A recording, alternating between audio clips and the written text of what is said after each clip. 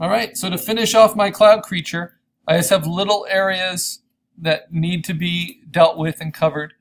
I'm going to see if I can do a little bit of the tail from some of the cloud reference I found. And remember, you can use this reference in multiple ways. All right, so I've got this one, and I've got this little lump here, which would be a nice end to this tail.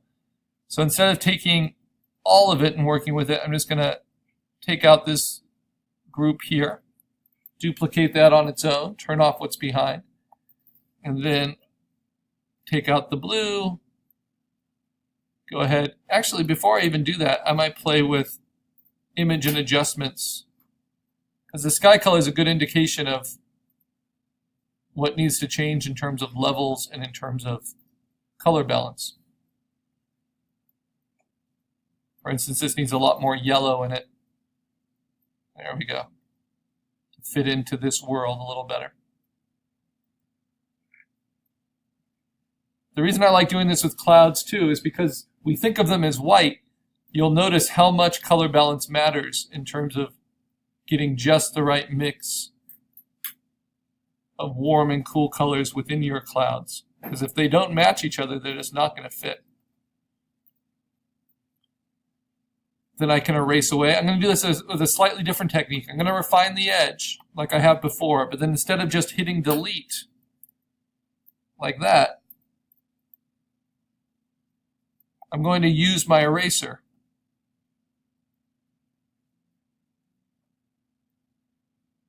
At like 83%. I'm going to start biting away from the edge. Now this way I know it's not going to truly erase anything that I think is important, but I can also save little transitional bits that I think might be helpful. So a little bit more targeted erasing here than just hitting delete. So this is more using the selection as a stencil to help protect the areas I know I want, so I don't accidentally erase outside the lines. So let's see how that works. Deselect, and then just hit that outside edge. And of course, take this in a little bit. Now the problem with using low opacities for your tools, for your clone stamp tool, for your eraser tool, is you have to, even though 83 doesn't seem like a low opacity, if you don't hit it multiple times, you'll still end up with hard edges. And there are no hard edges in clouds. And that's what we're trying to work against. So now let me move that up. There we go. Maybe move it right under the clone stamp layer.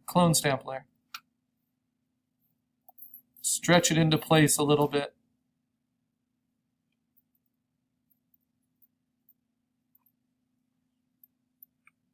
Warp it just a bit to better suggest the curve without being unbelievable as a cloud.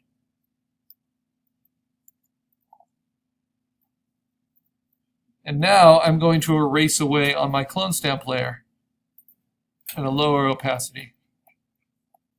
Kind of blend it in that way.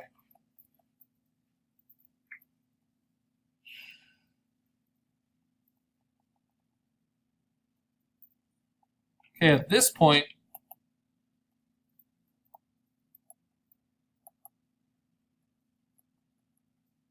I can start taking away my cookie cutter image of my cloud.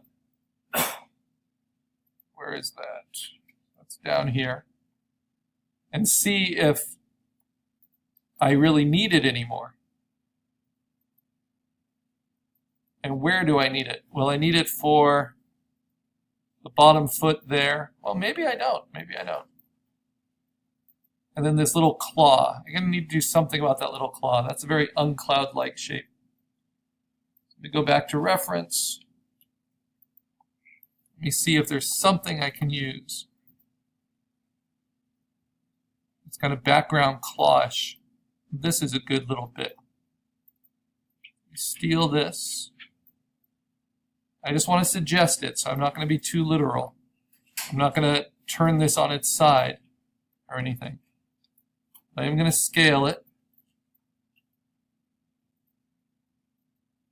Turn it a little bit. And let me move it on top of everything so I can play with its levels and color balance.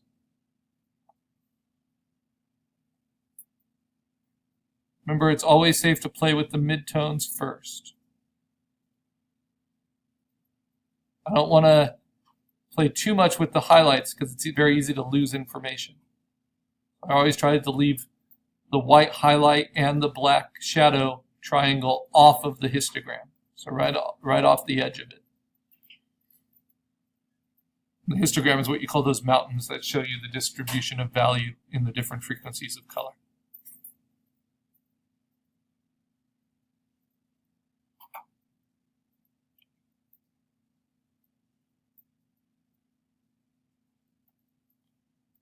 And then the same old things. We're going to get good at them.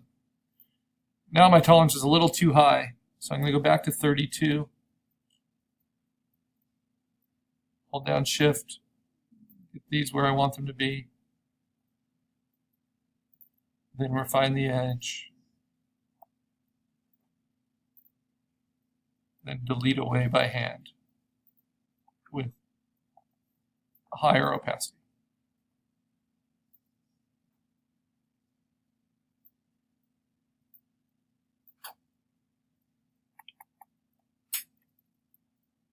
Make sure I get rid of all those hard edges.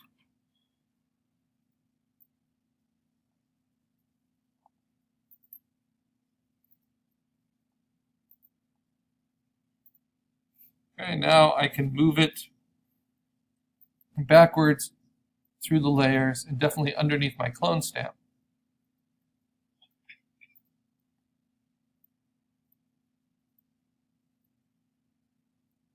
And now I can warp it, make it kind of work with what I need. And what I need it to feel like is another arm kind of coming behind that head. Suggest that curve, suggest a shadow, suggest a body running through here. Okay, pretty good. Let me see if I get rid of that cutout of my cloud now.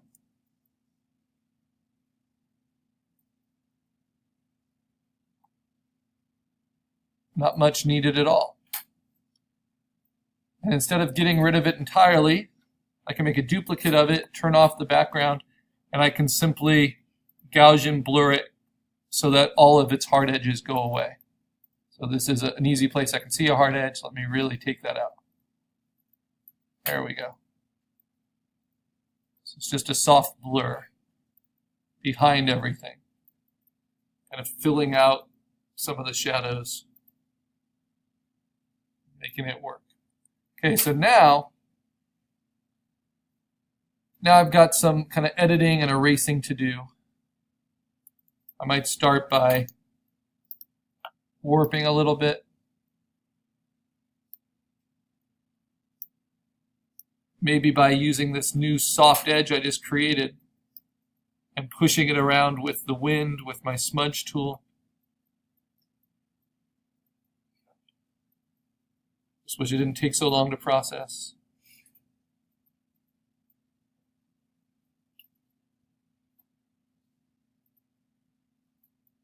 And then the one thing that just doesn't look that believable to me is the nose kind of hooking down, so I'll use the smudge tool to kind of push that back up.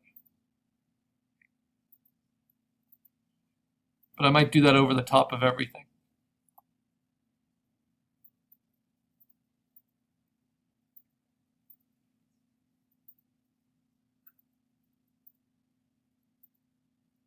Okay, so to do final adjustments, now I'm going to take all the layers that I'm using, except for my background sky layer, and except for my locked layer. Let me lock that background sky as well. So I'm going to turn off my two locked layers, my background sky and my little creature, And now I go on top of my clone stamp layer, or click my clone stamp layer, because now on top of it, I'm going to do one merged layer. So I'm going to hold down Option and say Layer Merge Visible. That puts it all on one layer for me. I can turn off all the rest, turn my sky back on, turn my guy back on. And now I can adjust it all within the one layer, so I don't need to know where they are. So if I want to smudge that nose a little bit, don't use the smudge tool too small, but I can kind of push it with the wind and push it all edges, and it will soften as I go. If I want to draw out any hard edges, push and pull at them, open them up. Now I can do it all in one layer. This is for final adjustments. I want to erase away.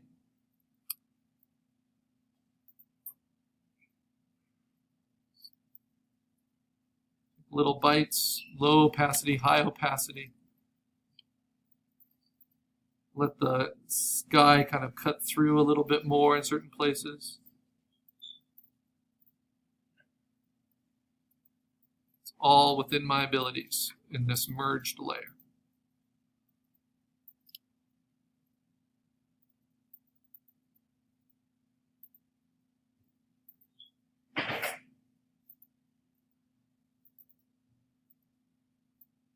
And remember, there's a lot of transparency in clouds, but you don't want darkness in clouds to make no sense. It has to be, the shadow of something. And so there shouldn't really be anything that much darker around your clouds than the sky. So often you need to kind of cut through it with your soft eraser, maybe push it and pull it with your smudge tool to get it to do what you want in a way that looks like a cloud. And of course, you can clone stamp more.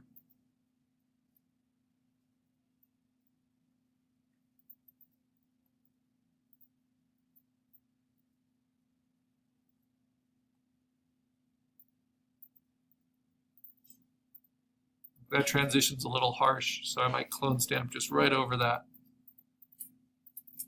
And this is a rare occasion where I'll just do it on the same layer at that low opacity. So I am affecting real pixels in real time, but I want to keep this final pass all on one layer.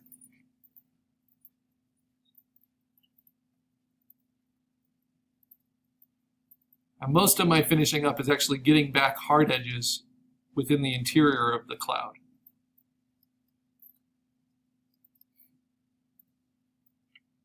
Okay. Last thing, very low opacity eraser. Just going to knock this whole thing back a little bit. So that doesn't feel like that should be so strong. And honestly, it doesn't feel like it should be quite so bright. So I'm going to take my clone stamp, select some of the shadowed area, darken that up a little. And sure enough, the tail of my creature isn't that bright. This needs to feel like it's in front of it.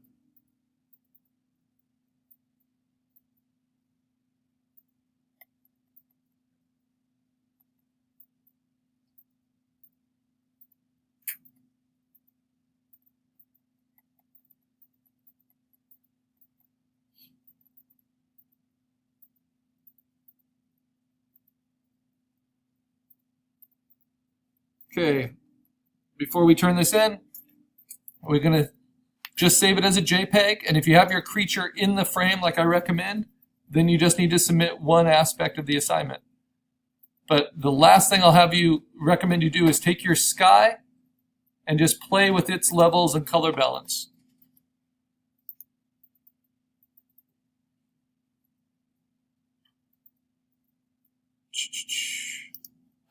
Oh, I need to unlock it.